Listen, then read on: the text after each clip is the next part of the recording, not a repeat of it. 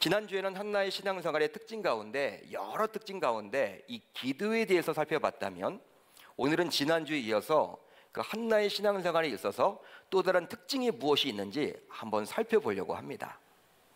한나의 신앙생활의 특징은요, 우선 자신의 유익보다 하나님을 우선시합니다.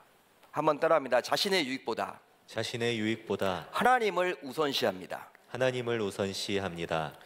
오늘 말씀 24절을 보면 이렇게 나와 있죠. 같이 읽습니다. 시작. 젖을 뗀 후에 그를 데리고 올라갈새 숫소 3마리와 밀가루 1에바와 포도주 1가죽 부대를 가지고 실로 여호와의 집에 나아갔는데 아이가 어리더라. 아멘. 여러분 24절을 자세히 보시면요, 젖을 뗀 후에 아이가 어리더라, 이 부분에 여러분 주목을 한번 해보세요. 아이 사무엘을 낳기 전에 한나의 최우선 기도 제목은 과연 무엇이었을까요? 여러분, 한나는 본래 하나님께서 막으셨죠. 태문을 막으셨기 때문에 아이를 갖지 못했잖아요.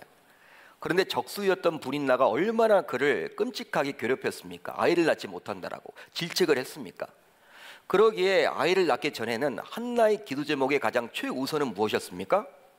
뭐였을까요? 아이 낳는 거죠. 아이 낳는 거죠. 다른 게 여러분 우선적인 기도 제목이 될 수가 없어요. 뭐 부자 되는 것, 건강해지는 것, 그런 게 여러분 기도 제목이 될 수가 없고, 여러분 자녀 낳는 것, 자녀를 갖게 되는 것이 가장 1순위 기도 제목이었을 거예요.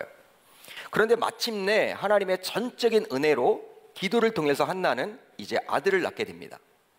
물론 그녀의 기도는 하나님과 심정이 통하는 서원 기도였죠. 그렇지만 그녀는 아들을 주시면 젖을 뗀 후에 바로 즉시 성수의 아들을 데려가서 살도록 하겠다라고 기도하지는 않았습니다. 그런 다짐을 하지도 않았고 그런 결단도 하지 않았어요. 그런 내용으로 서원 기도를 하지 않았죠. 그러기에 한나의 입장에서는 어쩌면 그냥 자신이 사무엘을 양육하는 가운데 나실인으로 구별되이 키우고 후에 레위지파 출신인 사무엘로 하여금 스스로 성수에서 봉사토록 하면 그만이에요. 여러분 민수기 8장에 보게 되면 레위인들은 어떻게 여러분 해야 된다고 나와 있습니까? 레위인들은요, 레위지파 남자들은요, 장년이 되어서 나이가 25에서 50 정도가 되면 그 사이에 회막에 들어가서 봉사를 해야 된다라고 규정이 나와 있어요. 그렇기 때문에 한나의 입장에서는요, 자신이 이 아이를 잘 양육해서 기르면서 이제 구별된 나실인으로 기르면 됩니다. 그리고 여러분 이 사무엘이 이제 장성해져서 25살이 되면 그때 가서 성소에 가서 너가 자발적으로 봉사해라, 그렇게 여러분 말하면 돼요. 그것이 여러분 그만입니다. 그 당시 여러분 그렇게 다 지내왔어요. 실제로 여러분 이 나실인으로 여러분 이렇게 구별되어 산다라는 것과 성소에 올라가서 산다라는 것은 다른 의미가 있어요. 사사기 13장을 보게 되면요, 또 다른 나실인이 등장을 하죠. 바로 삼손이었습니다.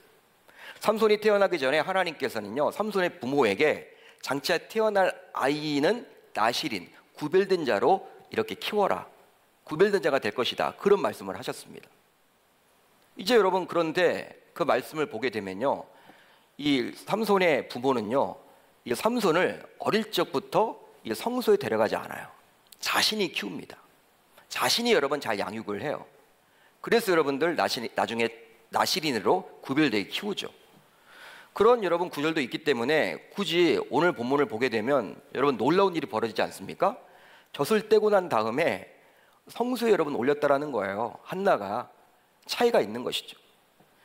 한나는 오늘 본문을 보게 되면 젖을 떼자마자 바로 아들 사무엘을 데리고 성수가 있었던 실로에 가게 되었는데요, 비록 정경은 아니지만 당시 유대인들의 상황을 다소마나마 알 수 있는 외경 가운데 마카비 이서라는 여러분 책이 있습니다. 마카비 이서. 그러니까 우리가 여러분 읽고 있는 성경 66권 안에는 들어가 있지 않는 외경이에요. 그 외경을 통해서 그 당시의 상황, 그 당시의 풍습 등은 우리가 볼 수 있는데, 이 마카비 이서 7장 27절을 보게 되면 당시 유대인들의 경우 젖 먹는 기간이 약 3년 정도 되었다 그래요. 이 말은 무슨 말입니까? 3살까지 젖을 먹었다라는 것이죠. 젖을 먹었다라는 거예요. 요즘은 많은 여성들이 출산 이후에 직장에 바로 복귀를 해야 하기에 그래서인지는 몰라도 자녀들에게 모유를 오랫동안 먹일 수 없는 형편이죠. 또 먹인다 하더라도 어떻습니까? 돌이 지나면 이제 젖을 끊고 이유식으로 여러분 이제 바꿔서 먹입니다. 여러분 그렇기 때문에 모유수유가 좋다는 걸 알아요. 그렇지만 어머니 입장에서는 다들 이 모유수보다는 이제 이로 씹어야 된다라고 생각해서 그런지 몰라도 돌이 지나면요 다 이유식을 먹이죠. 그런데 당시에는 자녀가 3살이 될 때까지 젖을 먹였다고 합니다. 그러기에 한나의 입장에서는 아이가 3살이 되자마자 성소에 있었던 실로에 데려간 것이라 할 수 있겠죠. 그래서일까요? 24절 하반절을 보면 이렇게 기록이 되어 있습니다. 아이가 어떻다? 어리더라. 아이가 어리더라. 이 말은 어떤 말이에요? 이 아이를 성소에 이렇게 데려다 두기에는 아직 어리다라는 거예요. 기저귀를 차고 있는 아기라는 거예요. 아직 여러분 말 못할, 제대로 여러분 의사표현을 할 수 없는 그러한 어린 아이일 뿐이라는 거예요. 여러분 자녀를 키워본 분들은 아시겠지만 3살 정도의 아이 때가 가장 예뻐요. 물론 여러분 자녀는 다 소중하지만 저도 여러분 이렇게 자녀가 셋이잖아요. 이 사진을 여러분 보게 되면요 큰애, 둘째, 막내도 보면 이 3살 때쯤이 제일 이뻐요. 제일 이뻤던 것 같아. 그때는 여러분 제 말을 우선 잘 듣습니다. 제 말을 들어요. 아빠 아빠 하면서 따라다녀요. 요즘은 잘 안 와요. 그때는 여러분 부모의 말을 여러분 순종한다니까요. 그리고 여러분 어느 정도 이제 대화가 되죠. 여러분 부모의 말을 온전히 이해하지 못하지만 여러분 얼마나 신기합니까? 아빠 하면서 여러분 서로 이렇게 대화를 하고 엄마 하면서 대화를 하고 여러분 이게 3살 때가 굉장히 여러분 좋은 것 같아요. 예쁜 것 같아요. 근데 여러분 4살, 5살, 6살 이 미운 7살이 되면 어떻습니까? 자기 멋대로 하려고 하죠. 고집이 막 생겨요. 애들이 어느 순간 그렇게 변해요. 따라서 한나가 젖을 뗀 후에 여호와의 집에 있는 실로의 사무엘을 데려간 것은 굉장히 한나의 입장에서는 큰 믿음의 결단이라고 볼 수도 있을 거예요. 바로 어미로서 자녀를 키우면서 느낄 그 기쁨. 3살 정도니까 여러분 정말 키우고 싶은, 눈에 넣어도 아프지 않을 그 아이. 얼마나 여러분 귀한 아들입니까? 기도에서 낳은 아들. 내가 더 키우고 싶다. 이런 마음이 들 텐데 그런 것들을 여러분 기쁨을 하나님을 위해서 과감하게 포기해야만 했기 때문에 이 믿음의 결단이라고 볼 수 있는 것이죠. 아마도 한나의 입장에서는 하나님께 드렸던 서원기도, 즉 무엇입니까? 아들을 나에게 주시면 내가 그의 평생의 그를 여호와께 드리겠다라고 했던 그것을 지키기 위해서 그렇게 큰 믿음의 결단을 한 것으로 볼 수 있습니다. 물론 한나는 하나님과 심정을 통한 기도를 했기 때문에 하나님의 마음을 너무나 잘 알았어요. 그렇기 때문에 자신의 아들이지만 이 아들을 하나님이 귀하게 다듬어서 이제 앞으로 말씀의 종으로 세워주실 것이라는 확신을 가졌습니다. 그렇지만 자신이 아들 사무엘을 기르다 보면, 시간을 여러분 계속해서 여러분 투자해서 기르다 보면 정에 치우친 양육으로 인해서 자칫 하나님께 온전히 드려지지 못할까 봐 그것이 두려운 나머지 젖을 떼자마자, 즉 정이 들기 전에, 인간적인 정이 들기 전에 아들 사무엘이 하나님의 종으로 온전히 쓰임받고자 하도록 하기 위해서 한나는 사무엘을 성소가 있었던 실로로 데려간 것으로 우리가 보시면 되는 거예요. 여러분 무엇입니까? 한나는요 자기가 키우고 싶은 마음이 있지만 그걸 포기하고 하나님을 영광을 위해서 하나님께 온전하게 드렸다라는 거예요. 내 아들도 되지만 이것이 여러분 누구의 자녀예요? 하나님의 자녀. 내가 키우고 싶지만, 내가 키운다고 해서 누가 뭘 할 사람이 없어요. 여러분 자신이 여러분 언제쯤 이 아이를 바치겠다 그렇게 구체적으로 이야기한 적이 없습니다. 나시린이로 여러분 키우는 것은요 자기가 양육하면서 구별되게 키우면 돼요. 꼭 여러분 성소에 올라가서 그곳에 여러분 아이를 맡길 필요가 없다라는 사실이에요. 둘 필요가 없다라는 사실이에요. 여러분 자신이 키우다 보면 정에 치우친 양육으로 인해서 여러분 이 아이를 온전하게 하나님 앞에 바치지 못할까 봐 하는 두려움 때문에 그 아이를 그렇게 젖을 떼자마자 3살 정도밖에 되지 않은 아직 어린 아이지만 그렇게 실로에 있는 성소에 갖다 바친 것이죠. 그만큼 한나는 자신의 유익보다도 하나님이 최우선이었습니다. 여러분 오늘 말씀에 나오는 한나는 어떻습니까? 정말 그렇게 기도하며 기다려서 낳게 된 아들 사무엘조차도 오로지 하나님을 위해서는 아낌없이 바칠 수가 있었다라는 사실이에요. 저는 이런 한나의 모습을 묵상하면서 한 주 동안 묵상을 하면서 창세기 22장이 여러분 생각이 났어요. 창세기 22장을 보게 되면 아브라함이 등장을 하죠. 아브라함의 나이 100세에 낳은 아들 이삭. 여러분 한번 생각을 해보세요. 여러분들이 여러분 아브라함이 되어보세요. 내가 100세의 아들을 낳았다. 자녀는 다 귀하지만 여러분 기다렸던 아들, 기다리고 기다렸다가 100세에 낳은 아들, 얼마나 여러분 귀할까요? 상상이 안 되죠 여러분. 100세에 낳았어요. 이게 불가능했지만 하나님의 은혜로 낳았단 말이에요. 여러분 그 아들이 여러분 얼마나 귀하겠습니까? 자기 자신의 전부라고 볼 수도 있을 거예요. 그런데 이 아들을 이제 아브라함은요 10년 이상 키웠어요. 10년 이상 정성껏 키웠습니다. 우리가 여러분 자녀를 키워보신 분들은 아실 거예요. 낳는 정도 있지만 기르는 정도 무시 못하죠. 자녀를 여러분 기르면서 여러분 정이 들잖아요. 낳는 정도 분명히 있지만, 근데 아브라함이 여러분 10년 정도 지금 아이를 키웠다니까. 10년 이상 청소년이 되는데 이 아이가 어느 날 갑자기 하나님이 나타나셔서 하는 말이, 이런 소중한 아들 이삭을 모리아산에 가서 번제물로 바치라는 거예요. 번제물로 바치라. 여러분 번제물이 무엇입니까? 그 아들을 여러분 제물로 삼아서 예배를 드리라는 거예요. 아들을 죽게 되는 것이죠. 아들을 여러분 죽을 수밖에 없는 상황에 내몰리게 된 거예요. 시험을 당한 것입니다. 한마디로. 그렇지만 이런 시험지를 받아든 아브라함, 여러분 어려운 시험지를 받아든 아브라함이지만 우리와는 다른 답안을 제출해요. 바로 하나님의 그런 말도 되지 않은 명령에 즉각적인 순종을 하게 되죠. 이제 따라서 아브라함 역시 한나와 마찬가지로 자신의 유익보다는 오로지 하나님께 최우선을 두었던 자라고 볼 수 있습니다. 자신이 여러분 최고의 가치라고 여겼던 그 아들까지도, 100세에 낳은 아들까지도 하나님을 위해서라면 과감없이 바칠 수 있는 그 믿음, 하나님이 우선이었던 삶이었죠. 이제 이 예배를 드리는 우리들은 결코 쉽지는 않겠지만 결단하고 돌아가셨으면 좋겠어요. 바로 아브라함과 같이, 한나와 같이 자신의 가장 소중한 것조차도 하나님을 위해서라면, 오로지 하나님을 위해서라면 아낌없이 바칠 수 있는, 즉 자신의 유익을 위한 것이 아니라 오직 하나님을 최우선으로 두고 살겠노라고 다짐하고 결단하며 돌아갈 수 있기를 우리 주님의 이름으로 축원합니다. 여러분 자신의 모든 것들조차도 하나님을 위해서는 가감없이 바쳤던 한나와 아브라함의 신앙의 모습, 왜 성경은 그런 것들을 보여주신 걸까요? 여러분 아브라함 따로 한나 따로 나랑 다르다 그렇게 여기시면 안 돼요. 하나님의 정말 원하시는 신앙은요, 우리의 신앙의 목표를 어디에 두셔야 하냐면 이런 부분까지 두셔야 한다는 거예요.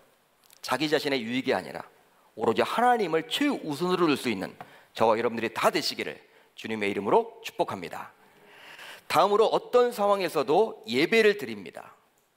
한번 따라합니다. 어떤 상황에서도 예배를 드립니다. 예배를 드립니다. 여러분 오늘 말씀 24절을 같이 봅니다. 24절 시작.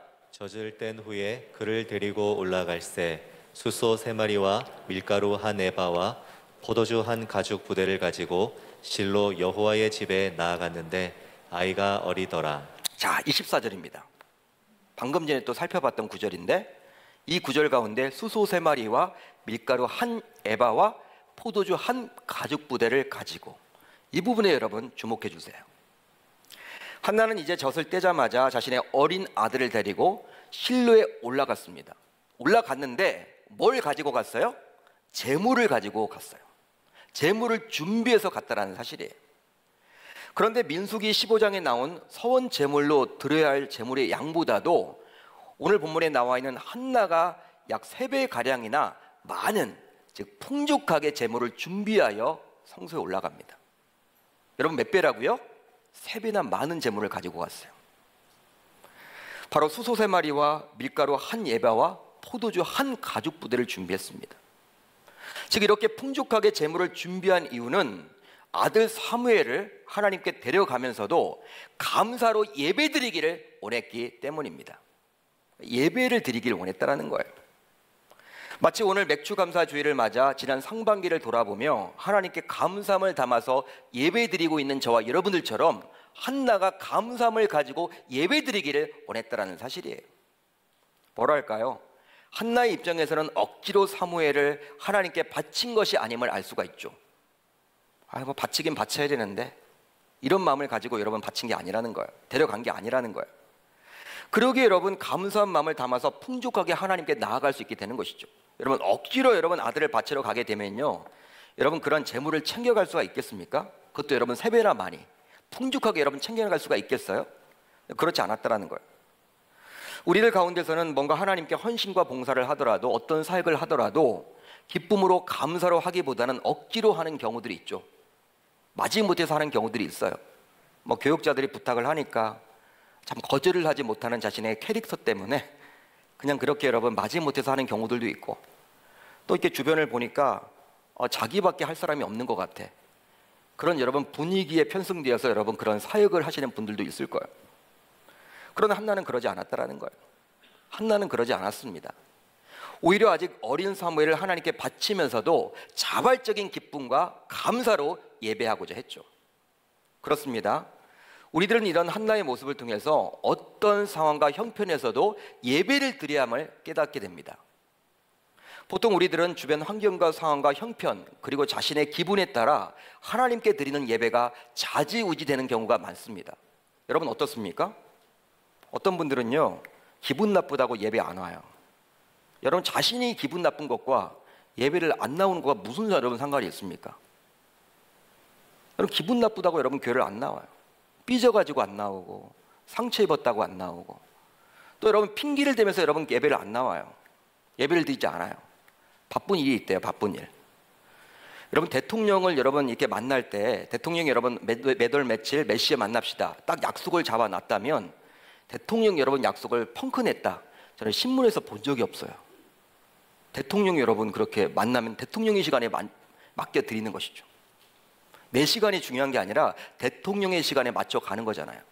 근데 대통령보다 더 위대한 창조주 여호와 하나님과의 만남이 바로 예배 아닙니까? 근데 여러분 이런 예배에 여러 가지 여러분 형편과 상황과 사정, 기분, 자신의 여러분 처진 마음, 생각, 이런 것들에 의해서 우리 예배가 좌지우지 되는 경우들이 있더라는 거예요. 여러분 그렇지 않습니까? 내 기분에 따라 좌지우지 되고 내 처지에 따라 좌지우지 된 예배를 우리는 지금까지 들어오지 않았습니까? 한마디로 예배를 내 마음대로 핸들이 하려고 하는 것이죠.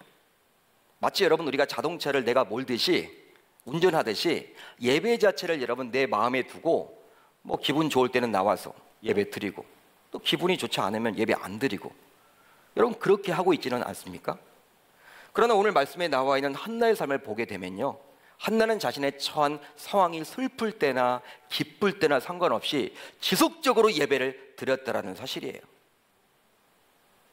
그래서일까요? 사무엘상 1장을 보게 되면요, 한나는 총 7번에 걸쳐서 하나님께 예배를 드립니다. 여러분 몇 번 예배를 드렸다고요? 7번. 7이라는 숫자는 성경에서 완전수입니다. 그렇기 때문에 한나는요, 한나가 7번 예배를 드렸다는 것은 한나는 예배에 목숨을 걸었다라는 사실이에요. 예배자였다라는 거예요. 밥은 먹지 않아도 살 수 있지만 예배 없이는 살 수 없더라고 몸부림쳤던 여인이 바로 한나였다는 사실입니다. 우리는 보통 한나 하면 기도만을 여러분 아는데, 그는 예배자였어요. 그는 예배자였어요. 그런데요, 이렇게 예배를 소중하게 여겼던 한나가 이제 다음과 같은 말을 남편인 엘간에게 남기는데, 여러분 이 부분이 여러분 참 궁금증을 유발합니다. 여러분 이런 말을 어떻게 한나가 할 수 있었을까? 바로 21절로 22절을 우리가 같이 살펴봅니다. 시작. 그 사람 엘가나와 그의 온 집이 여호와께 매년제와 서원제를 드리러 올라갈 때에 오직 한나는 올라가지 아니하고 그의 남편에게 이르되 아이를 젖대거든 내가 그를 데리고 가서 여호와 앞에 뵙게 하고 거기에 영원히 있게 하리이다 하니. 아멘. 여러분 궁금하지 않습니까? 한나가 여러분 어떤 년이었어요? 여러분 아이를 낳기 전에 매년 여러분 이렇게 남편을 따라서 예배를 드리러 올라갔잖아요. 성소에 올라가서 예배를 드리면 남편이 그 화목 제물, 화목 제사를 드렸고 남아있는 그 화목 제물을 가지고 그 분깃을 나눠줄 때 한나는 여러분 갑절을 받았다고 나와 있지 않습니까? 그것 때문에 또 적수인 분인나가 화가 나가지고 그렇게 여러분 한나를 괴롭혔거든요. 아이도 낳지 못하는데 어떻게 이런 분깃은 많이 받냐고.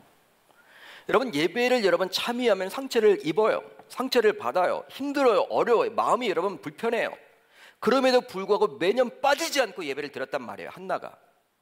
그런 한나였는데 이제 하나님이 아이를 줬는데 이제 아이 키우겠다고 예배를 안 드리겠다라는 거예요.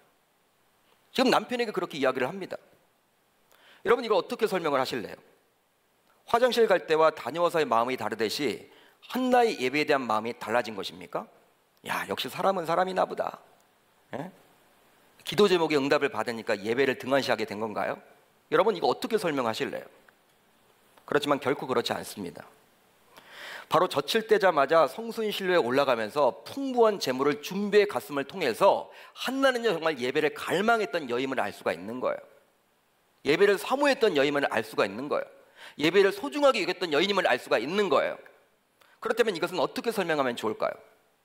바로 한나는 하나님의 집에 올라가고 싶은 마음은 간절했지만 아이 사무엘을 하나님께 바치기 전까지 바르게 양육하는 것도 역시 삶의 예배라고 보았기 때문입니다. 삶의 예배. 당시 유대 율법을 보게 되면 남자들과 달리 여자들은 해마다 열리는 3대 절기에 참석할 의무는 없었어요. 유대인 남성들은요, 3대 절기가 있죠, 이스라엘에. 그때마다 성소에 올라가서 예배를 드려야 돼. 여인들은요, 자유했습니다. 자유했어요. 그렇지만 한나는 지금까지는 늘 참석해 왔죠, 남편을 따라. 그렇지만 젖을 뗀 후에는 아들을 데리고 성소에 꼭 올라가기로 마음 먹었기에 자신이 살고 있었던 남아의 집에서 다소 먼 거리였던 실로까지 젖먹이를 데리고 가지 않겠다라고 이제 이야기를 합니다. 오히려 그 시간 동안 아이를 제대로 양육함으로 삶의 예배에서도 승리하겠다라고 한나는 지금 말해주고 있는 거예요. 여러분, 오늘 말씀에 이러한 내용이 기록된 이유는 과연 뭘까요? 여러분, 우리가 읽었던 21절, 22절 내용, 그 내용이 여러분 빠져도 앞뒤 문맥이 여러분 이상이 없습니다. 여러분, 그 내용을 성경에서 기록해주고 있는 것은 한나의 이런 모습을 통해서 공적 예배뿐만 아니라 한나 자체는 삶의 예배도 동일하게 중요시 여겼음을 보여주고자 한 것이죠. 여러분, 예배는 여러분 이런 공적 예배가 있고 삶의 예배가 있잖아요. 한나는 여러분들 공적 예배뿐만 아니라 삶의 예배도 굉장히 중요시 여겼음을 알 수 있는 것이죠. 실제로 자녀는 부모의 앞모습보다 뒷모습을 보고 배운다 그래요. 여러분, 많이 들어보셨죠? 자녀는 부모의 앞모습이 아니라 뒤통수 보고 뒷모습을 보고 배운다 그래요. 즉, 겉으로 드러나는 모습보다는 부모의 잘 드러나지 않는 속모습이 참 가르침이 된다는 이야기죠. 자녀들이 뛰어놀고 있는 자라는 터는 앞마당이 아니라 바로 뒷마당입니다. 그리고 실제 자녀에게 영향을 주는 것은 잘 가꾸어진 앞마당이 아니라 어질러진 뒷마당이에요. 부모는 보통 자녀에게 어떻게 합니까? 이렇게 해야 한다, 이렇게 살아야 돼, 이렇게 해야 한다, 살아야 한다 가르치지만 자녀는 부모의 말이 아닌 부모가 살아가는 실제 모습에 더 큰 영향을 받는다는 거예요. 여러분, 부모의 말이 중요한 것이 아니라, 말만 잘하는 것이 중요한 것이 아니라 언행일치가 중요하다는 것이죠. 따라서 자녀에게 좋은 부모가 되고 싶다면 말이 아닌 삶으로 바른 모습을 보여주어야만 합니다. 여러분, 말씀을 준비하는데 저도 참 찔림이 있더라고요. 나도 과연 새 자녀에게 말씀은 이렇게 전하는데 그렇게 비춰지고 있는지. 목사이지만 자신이 없더라고요. 여러분들도 마찬가지라고 생각이 듭니다. 무엇보다도 부모로서 자녀가 대를 이어서 참된 예배자가 되기를 기대하시죠? 여러분, 기대하시죠? 자녀들과 손주들이 참된 예배자가 되기를 기대하시죠? 그렇다면 우선 하나님을 인생에서 가장 귀하게 여기는 예배자의 모습을 여러분들이 삶에서 보여주셔야 하는 거예요. 여러분들이 삶의 예배, 또 공적 예배를 등한시하면서 어떻게 우리의 자녀들로 하여금 하나님 앞에서 참된 예배자가 되어달라고 기도할 수 있단 말입니까? 우리의 모습을 배우고 할 텐데. 여러분이 기저귀를 찰 만한 그 나이에 이 사무엘은요, 하나님 앞에 예배드렸다라고 성경은 증언해주고 있어요. 이걸 통해서 그 한나의 삶이 어떠했는지, 우리가 느낄 수 있는 것이죠. 이제 말씀을 정리하겠습니다. 오늘 우리는 한나의 신앙생활을 살펴보므로 어떻게 살아가는 것이 성공한 신앙생활인지에 대해서 살펴봤어요. 한나는 자신의 유익보다 하나님을 우선시했습니다. 그리고 어떤 상황에서도 예배를 드렸습니다. 이런 한나의 신앙의 모습을 우리도 이제 결단하고 따름으로 우리 모두 한나처럼 신앙생활에 있어서도 성공할 수 있기를 우리 주님의 이름으로 축원합니다.